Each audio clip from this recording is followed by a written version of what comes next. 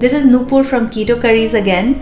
Recently I used this flour called Lupin flour. This is a flour that is made of a bean called Lupin bean, and it is great for a keto diet because it has only 2 grams of net carbs per serving. My first impression when I used this flour was it had the aroma and the texture of chickpea flour, or besan is the Indian word for it.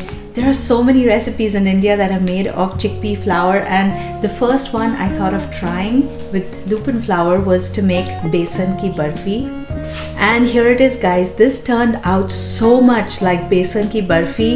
Maybe it has a little bit of a sour taste in the end, very slight. It doesn't make a big difference to the barfi, but it is probably one keto sweet that is very much like the original sweet. So you should totally try it. It is almost indistinguishable. I'm curious, if you find Lupin flour in India, then I can think of making besan chila and like more recipes for you. Let me know in the comment section. I'm going to start off with a little less than 1 cup or 120 grams of Lupin flour. Lupin flour is a little coarse, or at least this brand is a little coarse, so add it into a spice grinder and grind it more fine, half a cup at a time. Next, we are going to powder 2 green cardamoms, remove the peel and make a fine powder of only the seeds. The aroma of freshly ground cardamom is so much better than buying bottled cardamom powder. Set a non-stick pan on low to medium heat and add a 1/4 cup of ghee. Once the ghee melts, we are going to add in our finely ground Lupin flour. Next, we are going to add 1/8 teaspoon or just a pinch of salt, and we are going to start to roast this for approximately 10 to 15 minutes. You're going to see the color change from yellow to brownish to brown.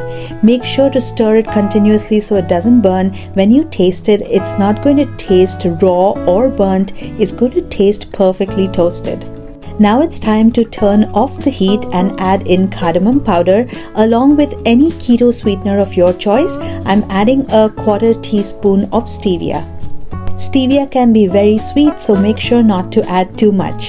That's it. Now we're going to add this into a greased dish. This is a 5x5 inch dish, and we're going to press it down with a spoon. Garnish with some slivered almonds and pistachios. I just used 1 almond and 2 pistachios. Press it down lightly so it sticks and let it rest for 1 hour at room temperature.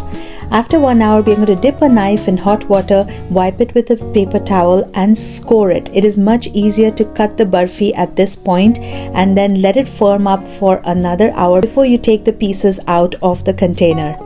This is so much like besan ki barfi. I really hope you enjoy it. One thing I want to stress is that in hindsight, I would coat the container with parchment paper or cling wrap so that I could take out the barfi and then cut it, because it wasn't very easy to take it out of the container. So please do that.